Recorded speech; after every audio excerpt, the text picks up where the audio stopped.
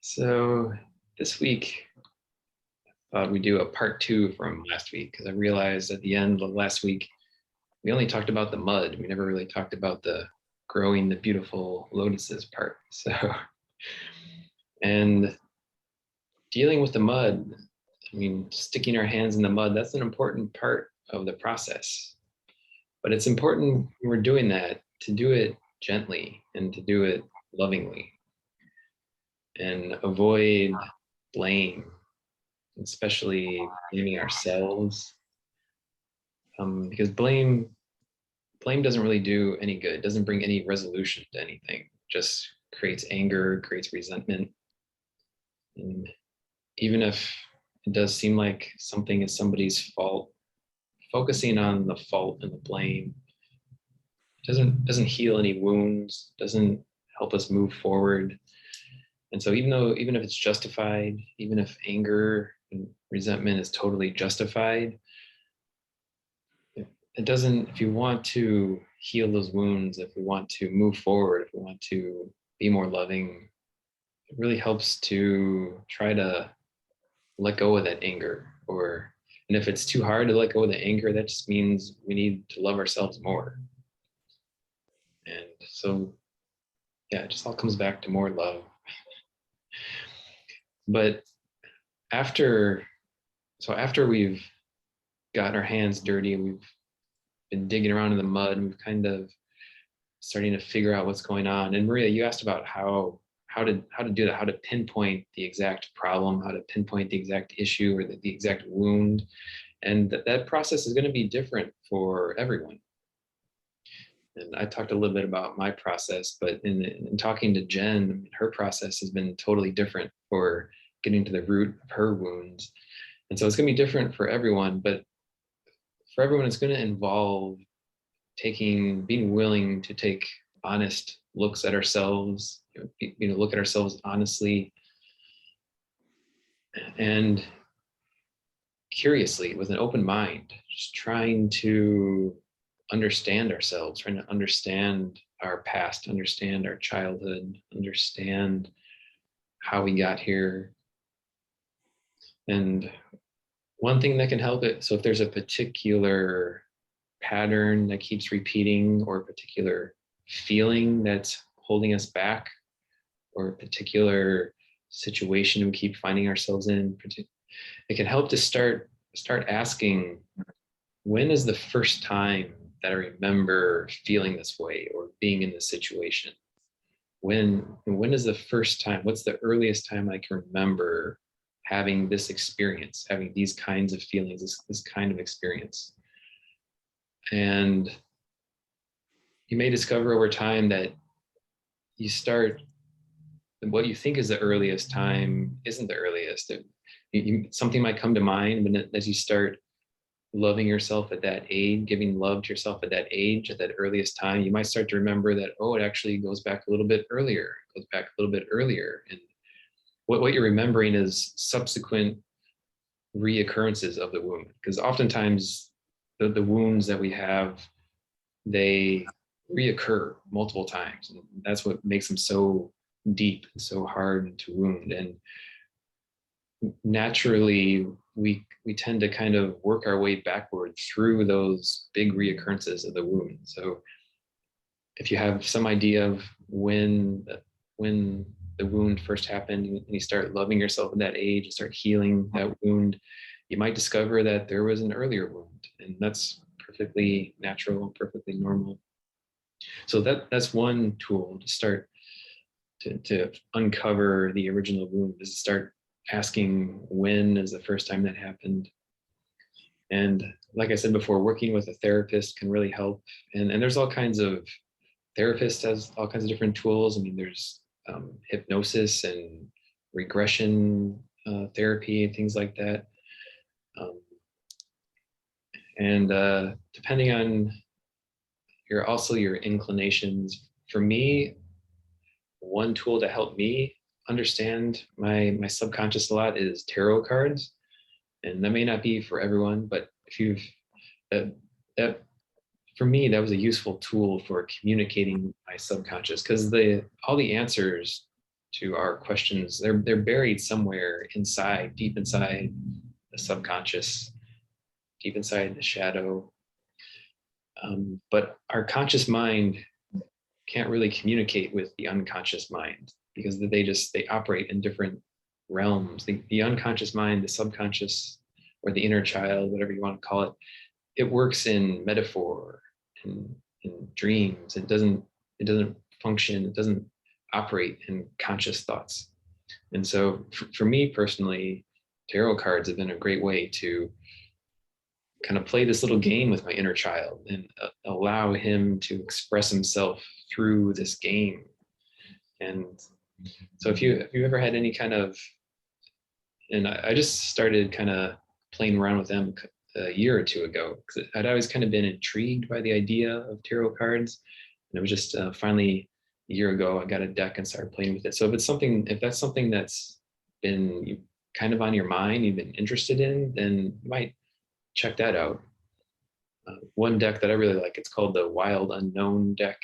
And so it's something to consider that's ever, and if that sounds, I don't know, dumb or whatever, or ridiculous to you, then that's fine. It doesn't, to each his own, or to each their own. And I would imagine other divination tools, like there's the I Ching, which sounds kind of similar to tarot cards, but it's just another way to allow the subconscious to express itself. You can also work on your dreams, starting to journal your dreams, write down your dreams. The subconscious likes to express itself through dreams sometimes. So that's another way.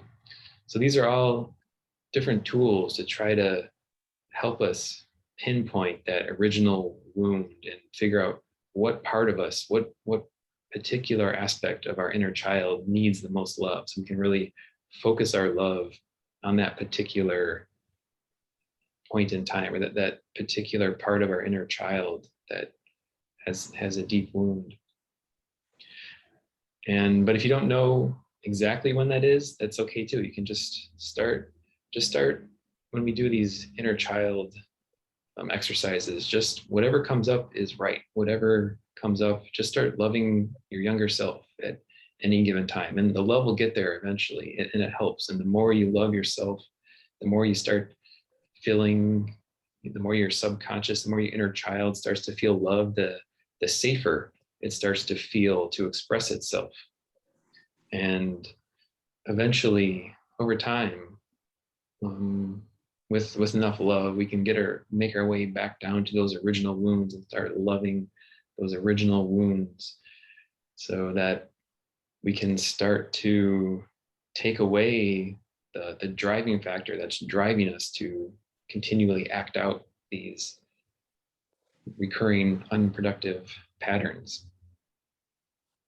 And so for how that's shaped out for me in that relationship example that I talked about last week. So last week I talked about this big wound that I only recently got to the bottom of, about from my childhood.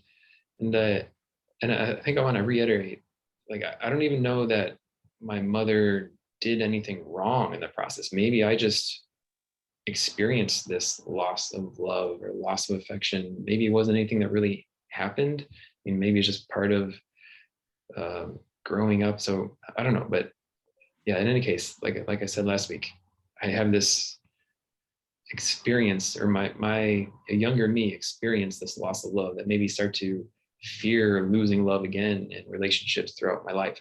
It caused me to start pulling away emotionally whenever a relationship started to get more serious.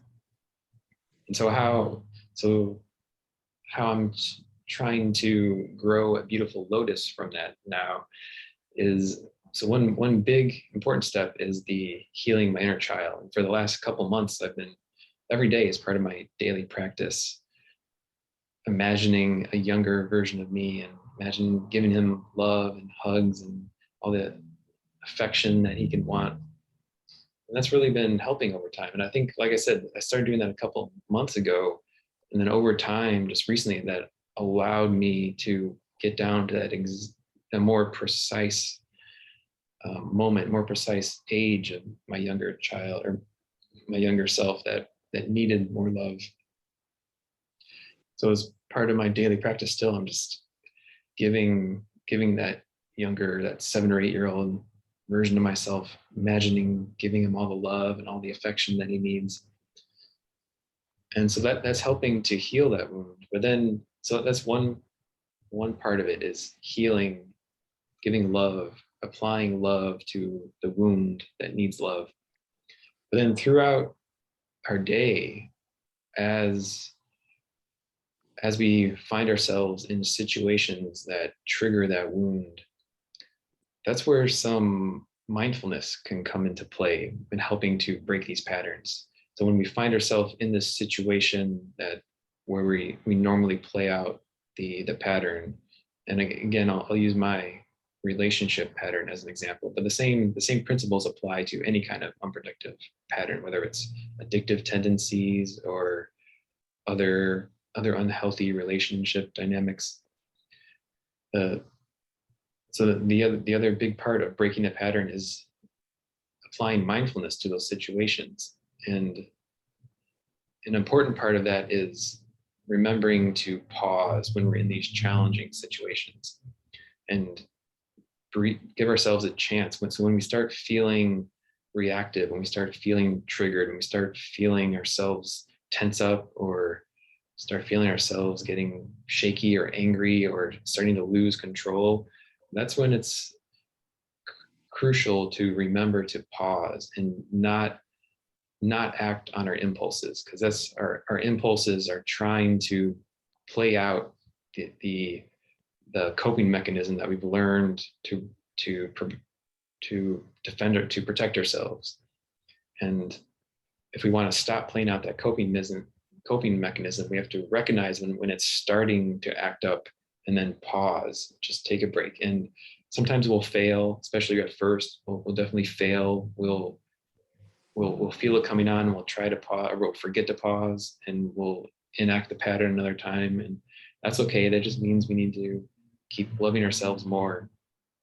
But eventually, over time, we can start to remember to pause when the pattern starts to play out. We can pause and examine our feelings and choose to act differently, choose to act in a way that doesn't act out the pattern. So for me, recently, I've been starting a new relationship, and there's been some times when I've starting to feel this feel resistance to it, and feeling that familiar feeling of trying to pull away. But now I'm looking out for it. I'm aware of it. And when that happens, when I start feeling this resistance, starting to feel myself try to pull away, I just am bringing my attention back to my heart. I'm just trying to focus on the feelings that I'm feeling in my heart, and trying to get myself out of my head, which is that it's the head that's trying to react, the head that's trying to pull away. So instead of, I'm not even trying to necessarily resist the thoughts head on. I'm not trying to force myself to act differently. I'm just bringing my attention to my heart, bringing my attention to the feelings there. And so far that's been working. So we'll see. I mean, this is a work in progress, an experiment in progress. We'll see how it goes, and I'll let you guys know how it goes. We'll let you know if I'm totally full of shit or not. But I have hope that it can be different this time. It's slow progress. It's already helping some, right? So right, all exactly. progress is good. Yeah. Exactly.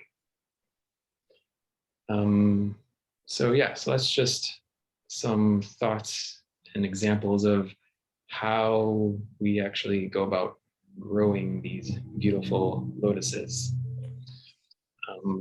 So any questions or comments about that?